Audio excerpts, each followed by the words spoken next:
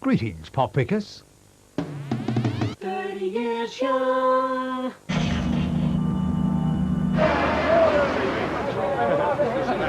Oh, yeah! I was out on the left wing, I like to think. Too much TV rots the brain, unlike radio, which of course enriches the cultural life of the nation. He's a complete nutter. 30 years young. We lost none of the old cutability factor, have we? Not at all. It's still there. Come on! Hey, I'm the only one who hasn't aged. 30 years young. Radio 1.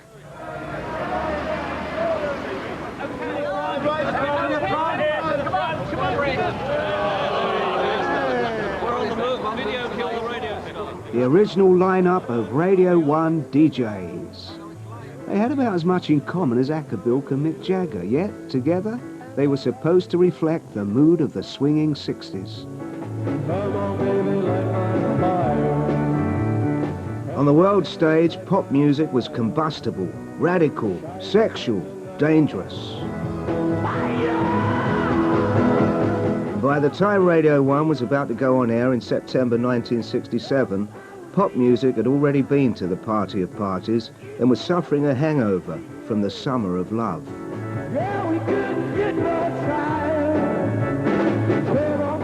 But if a sexual revolution was in the air, it had yet to reach the airwaves of the BBC. And we'll have more for you later on. Wake up easy, start the day right. For the corporation's existing light program was still broadcasting to a generation untouched by the 60s. By replacing it with Radio 1, the BBC had to marry these two incompatible audiences. Illegal pirate radio stations were the catalyst for change.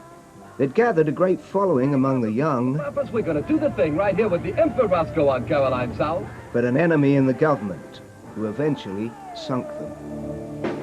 10 seconds to go before... Hours later, the BBC was ready to take over, and an ex-pirate DJ from Radio Caroline made a short journey to Broadcasting House. Radio 1, go! The voice of Radio 1.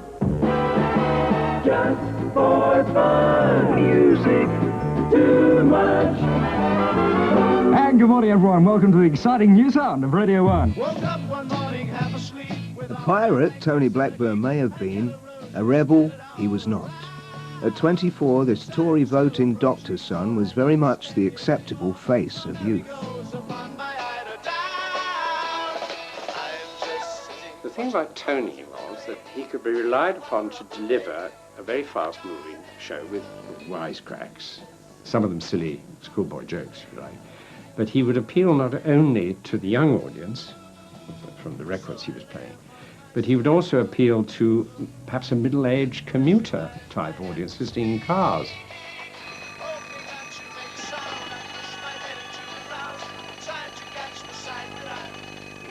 Next up was a pop star of the time. The time in question, 1955. If I painted a picture of you, I'd steal... At 45, Jimmy Young's career at the helm of the big band sound was redirected into driving Radio 1 through the mornings, hopefully taking the old light program audiences with him. Pill every morning to get my chest started, and I forgot to take it this morning, so you might have a problem. Exactly 9 o'clock here on Radio 1. Hi, Jim. How are you then? Very well, thanks. I think I've just broken the track record, actually, for... Oh, yeah. You have you? 1 minute and 35 seconds. You sound all puffed out. That's only because I'm puffed out. I wasn't, let's be honest, everybody's first choice to be on Radio 1, because there was the question of whether I would fit into all this. And so I got a 3-month contract. It was as simple as that. And with the 3-month contract came a very succinct message. And the message was, you make a success of it in 3 months, or you're on your way. The Mavericks and the Mischief Makers occupied the night shift and the weekends. Free radicals like John Peel and the bearded one they called the genius of radio, Kenny Everett. He was a great, lively, cheeky, Tea, coffee, sugar, and gramophones. rebellious. Today the BBC, tomorrow ITV, if they'll have me.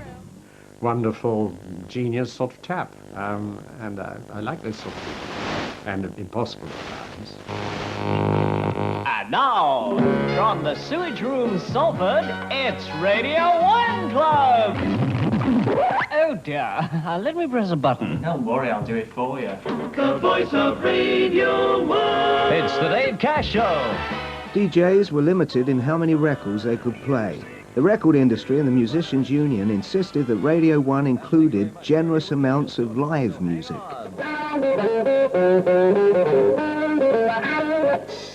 Inadvertently, this led to some historic recordings. I was given a show called Monday Monday, which came from the Playhouse Theatre on the Embankment, and it had Ray McVeigh in the band of the day with Joe Fagan, I think, was the singer, and Patsy Jones was the singer. And they used to do cover versions, because there was no needle time, of A Whiter Shade of Pale and all this sort of thing, which was, you know, a bit iffy. And we used to have one guest. And the rule at the BBC was the smaller amount of numbers you could get, the better.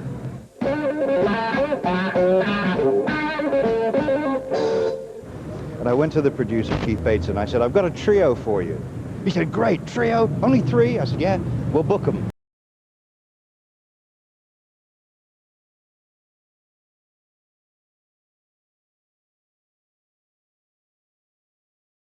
Hendrix came on at the Playhouse Theatre, and all these old women used to come in and do their knitting.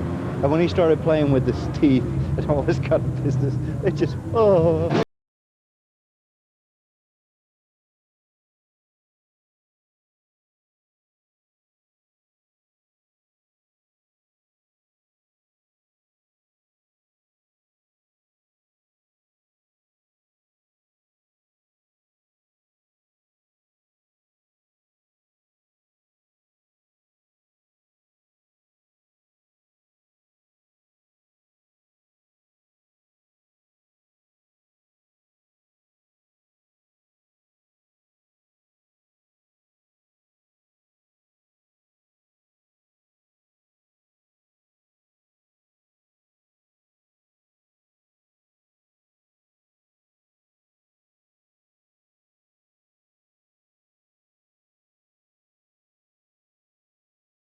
On any programme I ever did that people wouldn't want to go out and buy. And that was my policy. So you wouldn't play Jimi Hendrix on the Jimmy Young show? No, no, I wouldn't have, no. It would have been too strident. And if you've ever been in a fish finger factory and you've been working there and seen shoals of fish fingers hurtling down chutes and all the girls listening and bopping to radio, believe me, you wouldn't play Jimi Hendrix because it would be too much. I'm standing at a fish.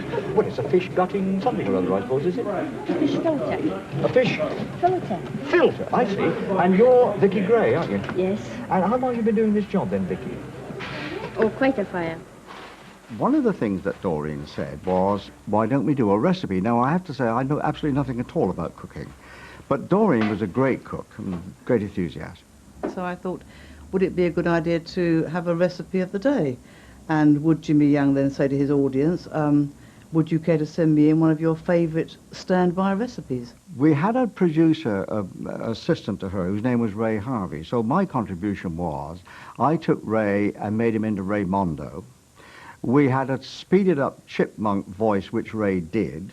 And Raymondo every day used to say, what's the recipe today, Dick? Ah, thought you never asked. Apricot mincemeat pie, isn't it? And I'd been on the air about a week, and I went out to the front of Broadcasting House one day. There was a line of traffic down Portland Place. And bus drivers and taxi drivers were pulling back their windows, and they were saying, what's the recipe today, Dick? I thought, well, now, there is something going on here, which I didn't fully understand. Who's there? What was going on was that the daytime strip shows had begun to attract massive audiences. And for a DJ to cuddle up to the ubiquitous housewife could mean the guarantee of long-term employment. Oh, I see. It wasn't sort of love at first sight then. What was it that suddenly made you realise that this was your Mr. Right? I don't know, really. He went out for a drink one night and came back and just asked me out. Did he? Yeah. Housewives were treated at that time, and still are by some people, you know, as though, because everybody was married, and of course, you know, you could go down the aisle, a perfectly reasonable, intelligent creature, and come back a complete zombie, you know.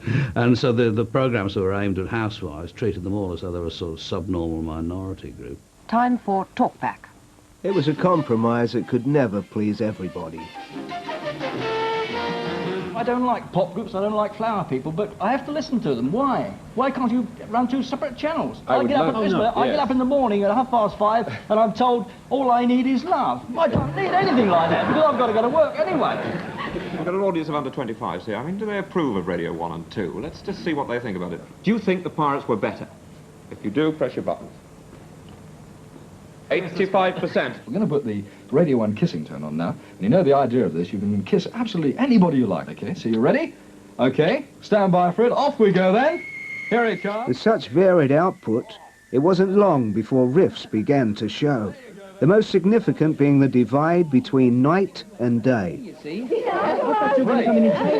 Hey, stop. If you listen to Radio 1 for an entire week, or a year even, you won't hear anything at all that relates to anything that's going on. You know, it's just all, it's incredibly predictable sort of porridge, really. Just meaningless stuff. I used to believe that Tony Blackburn was like the Antichrist, really, and that we were destined to be mortal enemies all of our lives. And very much, I mean, almost everything that he said I disapproved of as a matter of principle. You have a picture of Tony Blackburn up there. Yes, well, that's there basically as a cautionary tale, I think, because it seems to me, with the best will in the world, that Tony has become a victim of this star-building DJ thing. And I think it's very sad. He's a lovely guy, John Peel. He's been there for a long, long time, and he is a different type of broadcaster to me. I am there as a light-hearted fool. Within the network, there was a tug, even in the pop music bits, between different styles. Should it be saucy salesman? Should it be knowledgeable person? Should it be wild, raving enthusiast like Emperor Roscoe? So with Radio 1, you never quite knew where you were in the early days. But because there was nothing else, there was nowhere else you would hear loads of Beatles music because all the pirates had gone. That was what you listened to. Here it comes. Let's have that tune again. Trackingtons. Okay. The 70s. And now, as it happens, something really fantastic. And as it happens, it's the big number from a fantastic new show, St. Augustine Superstar. And as it happens, here he is, Randy Panda. How's about that then, guys and gals? Think on. By the 1970s, a DJ could command as much attention as a rock star. They turned self-promotion into a new art form. I never really knew what a disc jockey was until I came back and saw Tony Blackburn in the street, pursued by about 100 giggling girls. And I thought, what's that? And someone said, that is a disc jockey. And I remember opening up a shop in Norwich, for instance, at one stage, and the whole shop was destroyed. And when I went there, and there were so many people there, I went into the shop, and I was meant to stay there for, I think, an hour and sign autographs. And they said, please, just go through. And I went through there, I was bundled in a car and just went off.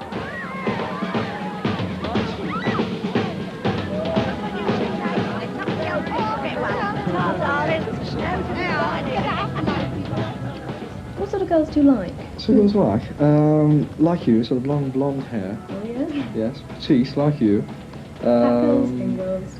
Fairly, it doesn't really bother me actually, but it's moderately thin like you. In actual fact, you're my perfect example. Where we going? That's the way I chat out girls, see? Just like yeah, you started talking to me and that's the way it happened, yeah. I look back on those times and it is like a dream world. But for all their newfound fame and growing fortunes, the BBC made it clear that no one was irreplaceable. It's all a con, you know. There is a way of managing people, if you like, which makes them feel that they are liked, but they're not so liked that they're an inevitable part of the brickwork. And now, Kenny Everett, the man the BBC tried to gag. The first test came in 1971, when Kenny Everett, the station's most irrepressible talent, was sacked for attacking the corporation's cosy blandness once too often. About Radio 1. Oh. Isn't it strange that I'm being filmed by one end of the BBC about being sacked by the other? I'll see Next to leave, though persuaded rather than pushed, was Terry Wogan and Jimmy Young to strengthen Radio 2. Jimmy, goodbye. Oh, Dave, stop it, Dave. And in the summer of 1973, as Radio 1's first major rival, Capital Radio, was about to go on air, newcomer Noel Edmonds was handed the prize breakfast show, unceremoniously ousting Tony Blackburn, who was to become the replacement Housewife's Choice. The reason why they moved me on to, I think it was 9 o'clock in the morning, was the fact that I was getting married. That was the one reason for it. Just move on up. Noel Edmonds brought with him a suitcase full of pranks and party games to liven up the morning slot. There was no love lost between them. I wasn't particularly helpful to him when he started Radio 1 because I knew he was taking over my breakfast show, which I considered to be mine, and I wanted it to remain that way for some time. So we weren't the greatest of friends. Doing anything exciting over the weekend? Well, I'm going down to Shirley in Southampton, in actual fact. You doing anything? No, nothing at all. No, I'm going to stay in the studio and wait for Monday to come round. Terribly boring for you. It hurt even more that Noel Edmonds was an instant hit. Mrs. Scott has written to me from High Street, Riddings in Derbyshire and says, I saw a picture of you recently with half your beard missing. Have you really shaved it off? No, Pauline. Have a listen. That's me beard. It's still there.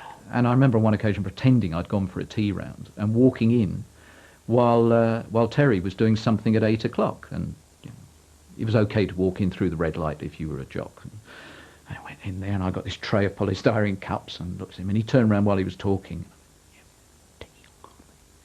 And he carried on talking. But just before he could turn back to the microphone, I did a false trip and shot the lot straight over all the gear in his lap. And he didn't realise the cups were all empty. He couldn't talk for 15 minutes. He just played music back to back. And we used to do silly things like that too, to relieve the boredom. Love it, love it, love it. I remember I couldn't get my oldest son, who is 37 now, I could not get him out of bed because he would be listening to Noel Edmonds and roaring with laughter. And I would be standing outside the door saying, Ambrose, get up, it's only a disc jockey. And he said, oh, Mum, it's Noel Edmonds. Now, of course, everybody thinks of Noel Edmonds as millionaire helicopter, inventor of Mr. Blobby, and the essence of all that is uncool. But in his day, boy, was he cool.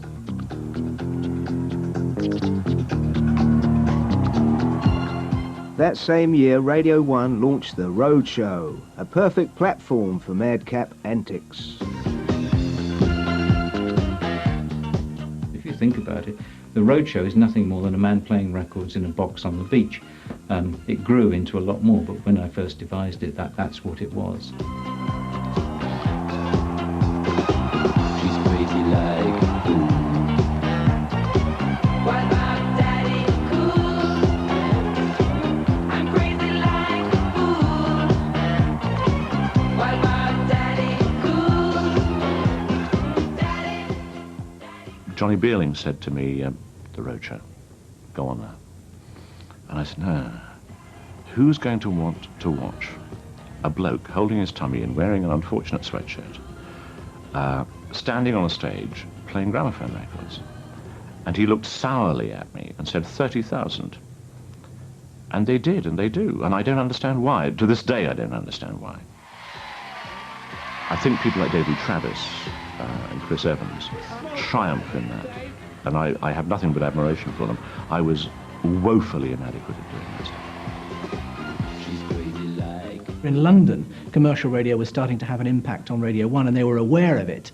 And there was animosity, I remember, between Radio 1 and Capital Radio at the time, a lot of animosity and a lot of fighting over who gets the first play on what record and all that sort of thing. So they were aware of commercial radio, and they started to reflect that in some way. They became more commercial. Radio 1 suddenly got a logo, which it had never had before. Compared with today's radio stations that give away tens of thousands of pounds, we were pretty cheap. I mean, there was no money. I think I bought things myself, actually, quite often. He said, what about giving away Essence Noël, a perfume? I think we said we wanted it to be fairly arresting in its aroma. I went out to lots of shops and could get nothing ghastly enough until I got some Indian perfume, which was almost black, and it came in a vat, and it probably cost about 10p or something for the vat of it, and put it into tiny bottles with a picture of Noel Edmonds on the front of it, and sent those out to the fans. If you've ever smelled Antimate, the stuff that they spray on the rear of a bitch on heat, the idea behind that smell, the principle is that it kills natural aromas. This perfume did that brilliantly, and we were only sending out little bottles. I mean, you could send a rocket to Mir on the strength of what was in this bottle. And we get letters back from people saying, I wish you'd said to me that I shouldn't splash it all over, because no one will talk to me and I've had to take a week off work. I mean, it was just horrendous.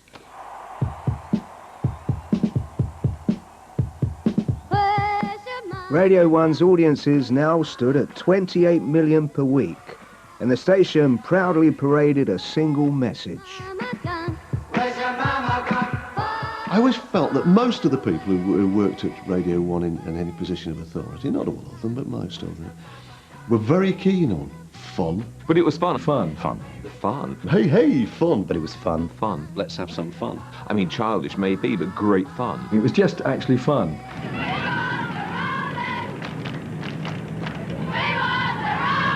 The finest event that I've ever been to with Radio 1 was a Radio 1 Fun Day at Mallory Park.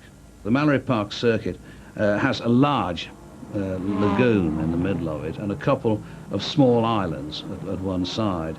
And the Bay City rollers were built to appear, so hundreds and hundreds of small people in very expensive, badly fitting Bay City roller chic, if such a thing is not a contradiction in terms, turned out there as well. The Bay City rollers were being helicoptered onto this small island, one at a time. Now, the only security that was available were, for reasons which I've never known, but I don't want to know, really, just the whole thing is so wonderful, were members of the BBC Sub-Aqua Club. So you've got these mainly very, very short and rather stubby, like tree trunks dressed up in tartan. But they're coming across the grass and they start wading through this weed-filled water, which is disgusting. And these people, the sub-aqua people, are sort of standing there in their rubber outfits and with flippers and stuff like this, catching these strange children and carrying them back and sort of dumping them on the other side of the bank or pushing them back into the water. And the helicopters coming over and basically, a lot of car noise and screaming. While all of this was going on, Tony Blackburn was speeding backwards and forwards on the lagoon in a speedboat driven by a womble. And I just thought, if I live to be 200 years old, I'm never going to experience anything like this again in my life. The station's winning formula was underpinned by a new music policy, the playlist.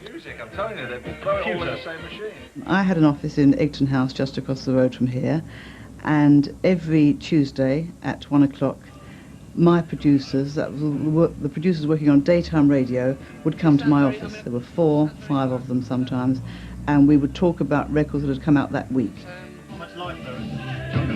It's Jimmy James, and it's This is like a secret society going away to deliberate on careers in the music industry, really, because fortunes can be made or lost by the music you play on radio. Boring. And this suddenly became very, very important. Why will everybody suddenly change their mind? Because they missed it. But Americans, they also influence British. Oh, they do as regards the shop stocking it. Yes, they do. Every record company boss knew that this was happening. Every record company promotion guy would be hovering around to see what was on the list, hoping to get a whisper.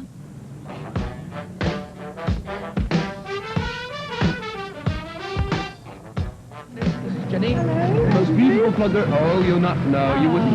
I would. The music industry's response to the playlist was to employ pluggers.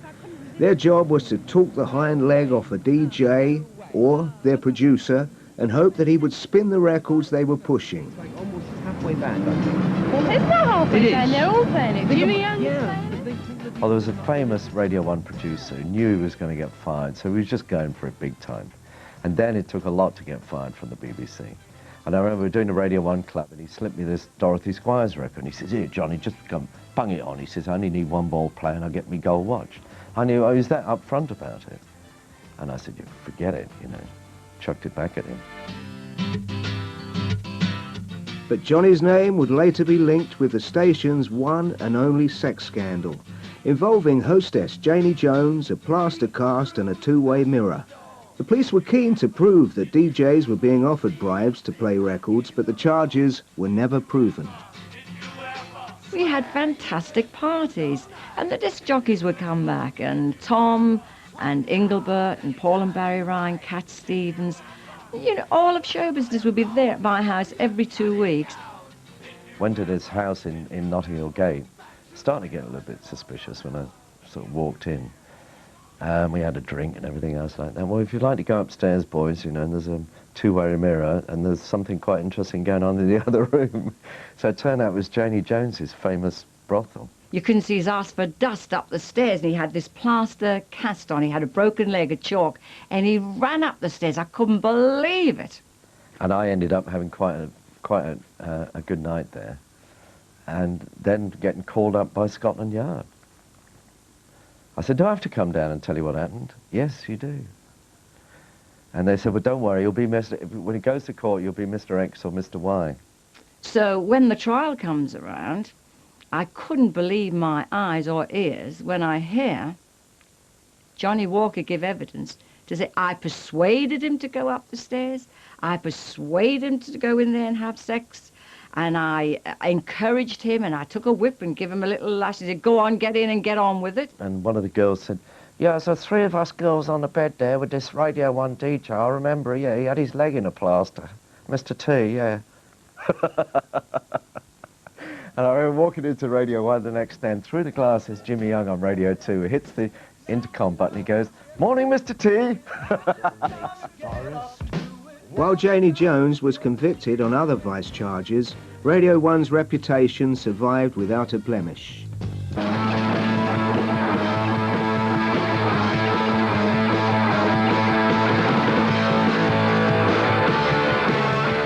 The punk explosion of 1976 barely registered with the daytime strip shows, so it was left to the patron saint of new music, John Peel, to give punk precious airtime. The fascist regime had made you a moron. All the tunes were like 1.5 minutes long instead of 3 LPs long, and it was just fantastic breath of foul air, you know, after all this pretentiousness. Because I remember in, I think, 76 or 77, I went to see Genesis, and after the first 20 seconds or so, I thought, oh, God, I wish this had stopped. And you knew it was going to go on for 40 minutes. But then when we went to see that Clash concert with the Prefects opening, and now the Nightingales, they stood and they did an 8-second number for a starter. Yeah, they just came on. It's called. They just came on. The first song's called "I've Got VD," and it says, "I've got VD." And for our second number, we'd like to. And I thought, oh, this is it, great! You know? Yeah, I'll be able to get home in time to see some television. You know. The idea was, I think, that we were all supposed to be, you know, like the boy next door, or you know, some kind of. We were supposed to be kind of entertainers in a very general way, and exhibiting any kind of interest in music was rather frowned on. It was genuinely seen as a bit of a disadvantage, and people in the management, you know, would say to me, what a pity it is that you show interest in music. So for many years, nobody did, you know, and I always say, and people think you're just being clever or flippant, saying that for about 20 years there wasn't anybody else working on the radio station who was particularly interested in music. It's a bit of an overstatement, but not much of one. The 80s. Anyway, the station that we've come to have a very good look at this morning is on 275 and 285, better known as the happy sound of Radio 1. And here it is.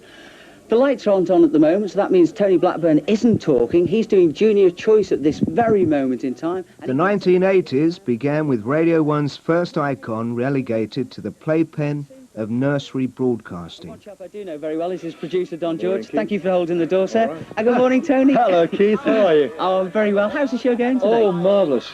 Just playing Captain Beaky. Oh, super. Yes, Noel's favourite record, isn't it? It is, I believe. Well, you've just taken over Junior Choice. That's right. Are you enjoying it? Oh, fabulous time, yeah. I hated doing the children's show on Radio 1. I hated it. Keith Chegwin and Maggie Philbin were wonderful. I loved them very much. I hated doing the taking over from Ed Stewart, you know, the Stewpot things. I can't stand Nellie the Elephant. I've got to wave to all the Junior Choice listeners because I said I'd wave. Yes. Hello? Where's Arnold this morning? Arnold, knew that you were coming, and he's disappeared out. He's very camera shy. Well, I know you're on Saturday and Sunday as well. Yes, that's right. You're very busy on Sunday, aren't you? Very busy. Having to just be on the air at weekends. First of all, in any radio station at weekends, there's no atmosphere because there's nobody there in the place. It's like a graveyard, you know, it's awful. You just go in there and there's nobody there, really. So that's awful. And then you've got from Monday to Friday with nothing to do. Sticks from the LP Cornerstone, and why me? Why Steve Jones in the studio? That's what I want to know, Stevie. You were close. Steve Wright, yes. Hello. It's live. It's folks. Havoc. The days of the DJ superstar seem to be numbered, with the brightest stars in the firmament now fixated on television. Who will be out and about somewhere next week, I wonder where. If you say that there were 3 generations of Radio 1 disc jockey, I think the first generation truly had celebrity forced on them. It's impossible to describe what an event like Blackburn, Wogan, Edmonds walking down the street was. But even out here in Oxford Street, if they walked down the street, the traffic would stop. When I came along with Steve Wright and people like us, I don't think we had that celebrity, and I think that was probably a good thing. What we had was the celebrity of the radio station. We were seen as not giant people, but part of a radio station that did other things. My complaint is other people's attitudes towards office cleaners. While there was no one personality dominating the station's output, competition between the players became intense. We all had pigeon boxes, pigeonholes, where all our stuff was put, our records and our letters and tapes and things. And I guess every one of us would go down there and just have a little look. But of course what you'd do is you get a good competition going, and the bundles of mail come in, and you'd leave them around for everyone to see. Silly, isn't it? It's like kindergarten, really. We will tell you about a marriage where the groom is 103 years old and the bride is 107. Yes! Holiday? I don't think I took one for 3 years. The minute my back was turned, someone would be in my seat, and I'd be out of a job. I'm not stupid. Oh, no, fatal. No, I never took a holiday. Used to slap it on tape. If I was away for 2 weeks, I put it on tape. No, that's all right, I'll do it on tape. No. I needed the money, A. And B, I thought I could put somebody in and thought, oh, he's all right, and cheaper. The audience was beginning to look elsewhere, too. As each new commercial radio station opened up, by strange coincidence, the Radio 1 tour bus hit town. And I remember getting on a coach going down to Southampton, and I think I was last on, and I walked down the coach, and I saw Dave Lee Travis, Noel Edmonds, John Peel. I thought, this is the first team. This is the first team. Great, all these famous faces, and I thought, I'm part of them. And we had jackets with their names on in those days, which we had to wear, a bit like school uniform. You know, it was a school uniform thing. You know, let's try and get away without wearing the jacket. You, where's your jacket? The music policy of the station remained quintessentially the same. Its DJs now as conservative as the corporation itself. One of my first personal experiences of Radio 1 was when they were doing one of their weeks out, where all these DJs in white silk bomber jackets with their names embroidered over their left nipple used to descend on a poor part of the country and ask patronizing questions of people in shops like, I see you sell things, and it's Nottingham, so you must know about Robin Hood, and things like that. And in the evening, I was invited then to go to the Radio 1 evening at a disco, it was a disco, in Derby, which was the most extraordinary experience, I have to say. Listen, I told you about following me in here, haven't I? There weren't any bands. You know, there was music from records. And then basically all these Radio 1 DJs came on, Dave Lee Travis riding a motorbike, and I found this all quite peculiar. I couldn't understand the nature of the entertainment myself. And I said, oh, can I bring I've got a little tiny Japanese monkey bike, 50cc thing. I'll bring it in tomorrow when we do the tech. Oh, yeah, that'd be good fun. And I actually rode this thing into the studio, and that was hysterical, and people were talking about that for weeks later. But it was one of my first experiences of Radio 1, and it has rather stuck in my memory. We've got a bit of rock and roll.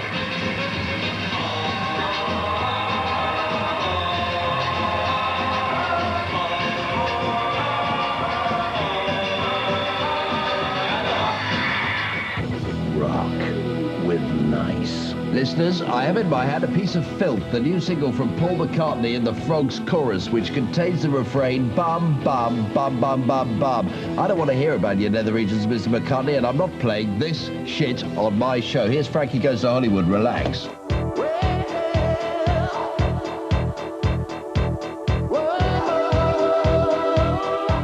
The boundary-breaking Relax challenged the conventions of Radio 1.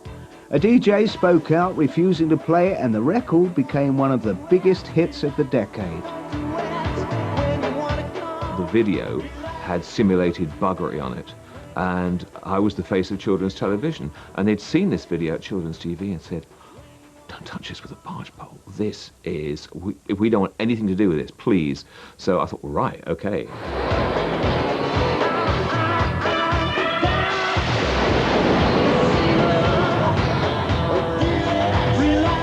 But the lyric was to the effect of, if you want to relax, suck it. Chew it. Relax, don't do it. If you want to come. It was all a bit over the top, really. I mean, they were just, you know, words that floated into my head one day when I was walking down Princess Avenue with no bus fare, trying to get to rehearsals. I mean, there was no great sort of calculated, oh, I'll sing these words and this record will be banned. And I mean, it was just a product of the person I was. I didn't really think anything of them. But did you think it was obscene? Not, well, yes, I did, I suppose, at the time. As I said, as I've thought about it since, that in today's society, probably we wouldn't have made the same decision. But at that time, perhaps we were a bit slow catching up with what was happening generally out there, but at the same time that we were still trying to keep some sort of standard. I think banning Relax did increase the publicity around Radio 1, but in a negative way. It all of a sudden became the establishment radio station and not the hip radio station that it could have been.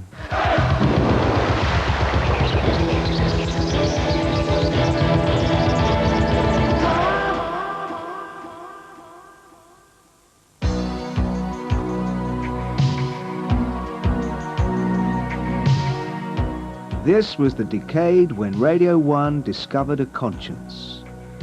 As the stage for Live Aid was being constructed, Radio 1 seemed to wake up to the need for social action. A whole series of social campaigns and programs devoted to the disadvantaged followed as part of the station's preoccupation with its public service role. People keep throwing figures at me. Somebody said 147 countries are taking it. I've no idea. All I know is that this is going to be far bigger in global terms than the distribution of the Olympic Games, for example, or anything of that sort of proportion. I think what Radio 1 did, I think it was absolutely significant time for Radio 1, because it was a new initiative. It was where Radio 1 stopped talking about itself and started talking about other people. There is nothing acceptable to me about a pop station that is just wacky. That ain't a public service station. That's a commercial radio station, quite properly making money. If you have the control of a public service pop radio station, you have duties and responsibilities. But they'd say, we have to do Simon Bates saying, hey kids, don't take drugs, because it's a public service. I mean, if Simon Bates said to me, hey, don't take drugs, well, give me the needle straight away, you know. But you know what I mean? What was that to do with us? It wasn't our damn business what kids did in their spare time. I mean, it was nothing to do with us at all. But they said, we have to do it, it's public service. And by public service, the people outside Radio 1 and the people in charge inside thought worthy words. That's public service. Simon Bates. But what was the year? Another Monday, another heartache. Both loved and loathed for its worthiness, was the most listened to slot in the entire decade, Simon Bates, Our Tune. The stories fueled by a public needing to bare its soul to the nation. Explained to him that they didn't like her very much and that she was no good for him. Half of London would stop work, half the country would stop work. You used to see lorries parked on the hard shoulder as soon as our tune came on. The strain began to tell, but they carried on saving and they looked forward to moving. On Sunday morning... Religious department said it was a disgrace. Gay Liberation Front said it was a disgrace. Politically correct people said it was a disgrace. Non-politically correct people said it was a disgrace. Of course it was an embarrassment at times because it took up subjects and treated them in a non-judgmental way when the middle-class environment in this country is to judge everything. He tried hard to seem happy, but of course he was worried sick about the money situation, the fact that his leg wasn't on the mend as it should be. Every day it was... This all seemed to me it was the same old story. The doctors worked day and night, but it was no good. The baby died. We got so shell-shocked with the thing. But the best of all, and the best part of the whole thing is that the child they wanted, the son as it turned out, Russell David, was born December the 2nd last year.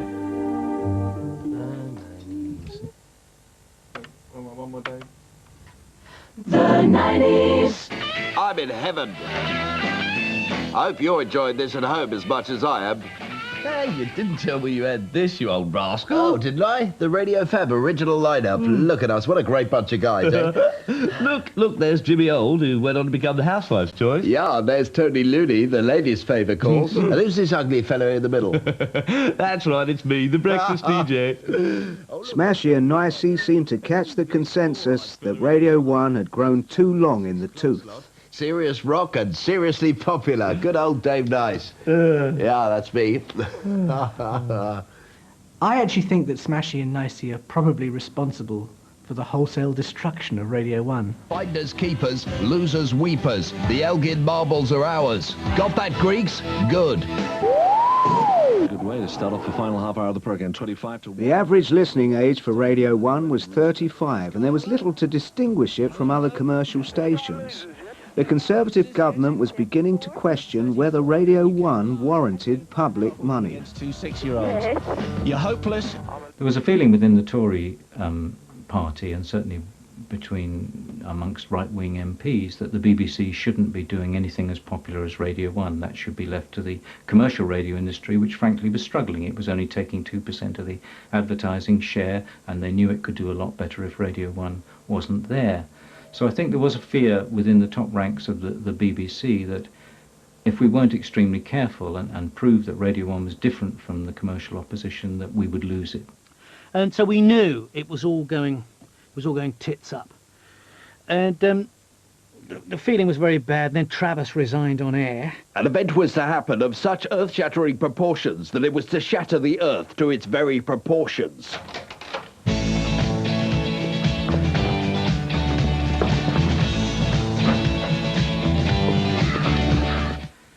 Dave Lee Travis epitomises some of the problems that were going on in the early 90s, because Dave had been there almost since the first days in 1967, and here he was 25 years later, still very keen to play the sort of music that frankly should have been on Radio 2. I just thought, this is just not on. This is not the station that I remember it being. And I just went one day, I snapped. Dave, I know, in as much as anybody knows Dave well, he's an enigmatic character, very deep thinking man. And I watched him bubbling up for months. He was like an old kettle, and he was bubbling up and bubbling up. I thought, oh, something's gonna blow. And I decided on the spot that I was going to talk to my listeners straight away.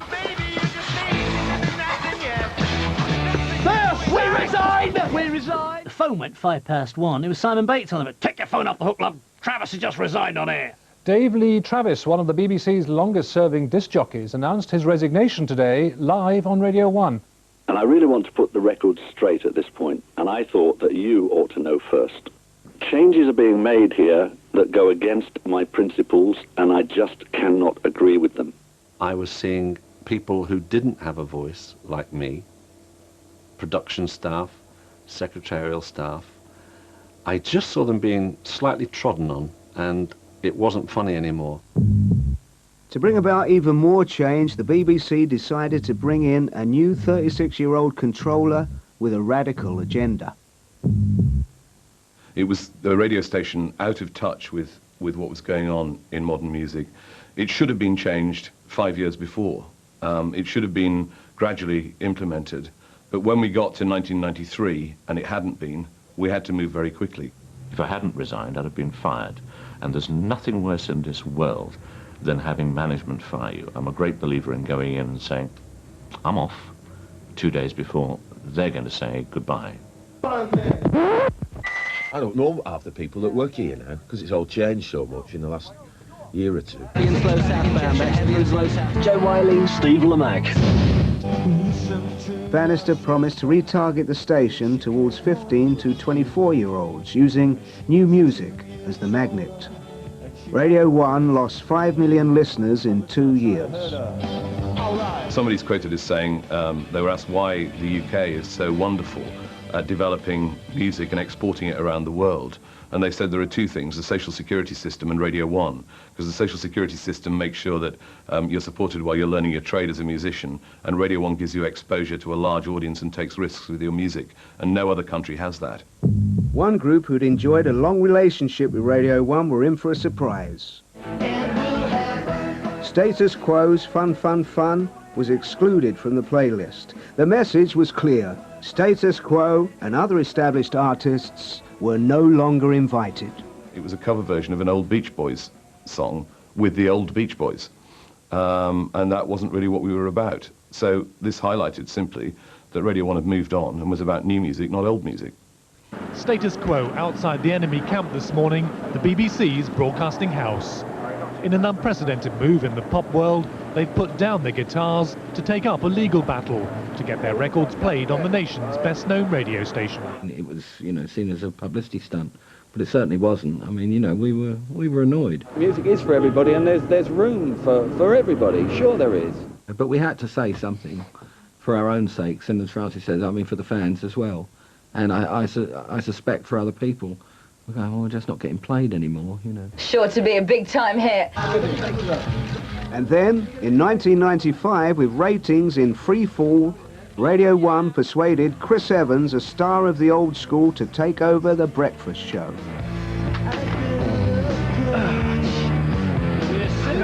Yes, we are. Hey! Oh, look!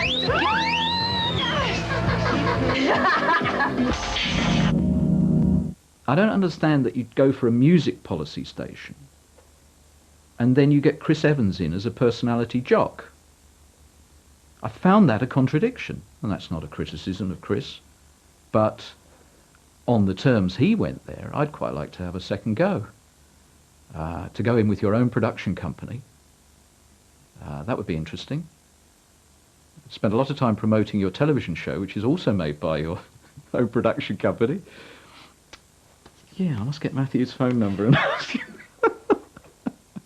The plain fact of the matter is that he had them over a barrel. I mean, he was the only flicker of success that Radio 1 had had in years. And after the disastrous dive in the ratings, he was the first green shoots. There was a new audience tuning in. There was a young audience tuning in. He knew it. But there was a price to pay for employing the nation's most volatile and sought-after presenter. Yeah, but if you do the last one, I can't have the leading, so what's me leading? I think Chris's mistake, if he did make a mistake, was just surrounding himself by sycophants, which is always dangerous. Where's my BAFTA? Where's the BAFTA? I just can't imagine anybody kind of dictating anything to him, which is probably incredibly bad for him as a person. I'm sure he, sometime in his life, somebody should have turned around and said, no, Chris, you don't do that. This should not happen.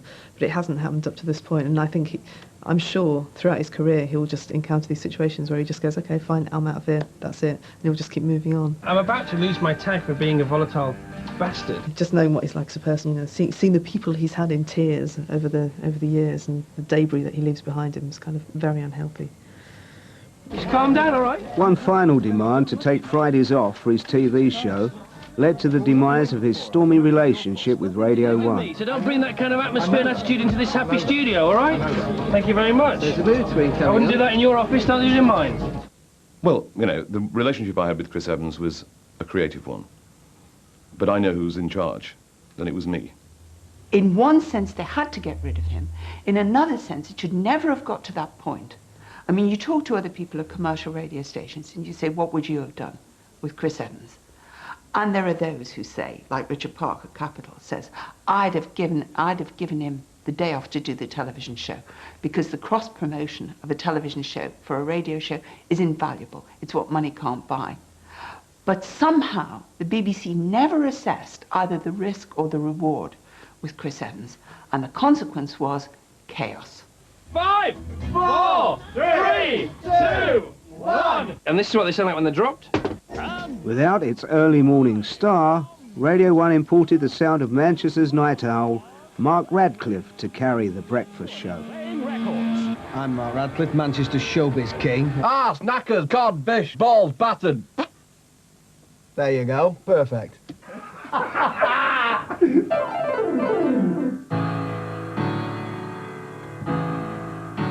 With ratings continuing to decline, the station has ambitions to be closer to the cutting edge of music than ever. Housewives be damned. Maybe Radio 1 is a pirate at last.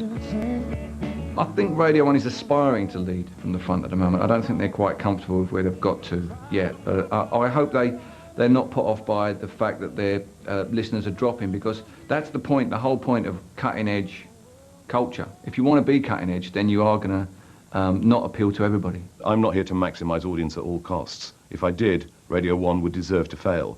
It would deserve to be privatised. I really hope that Radio 1 isn't worthy and isn't just being kind of po-faced and, you know, new music, it's the be-all and end-all, and that's what we must do. But, yeah, it'd be dire if we don't entertain people and make people smile and kind of give people something good to listen to. What you're hearing is an electromagnetic wave of radio frequency.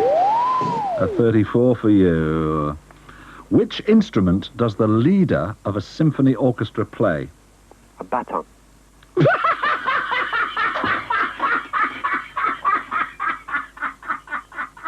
And if you're in bed with your girlfriend, like I was a short while ago, give her one for me, and I hope you're not recording.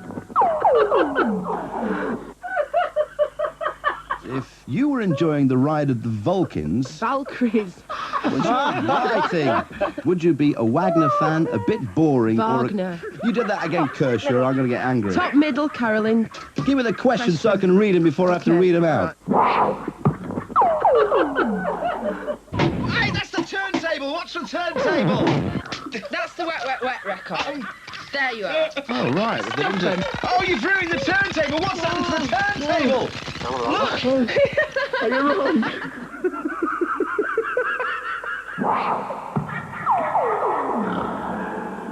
All right.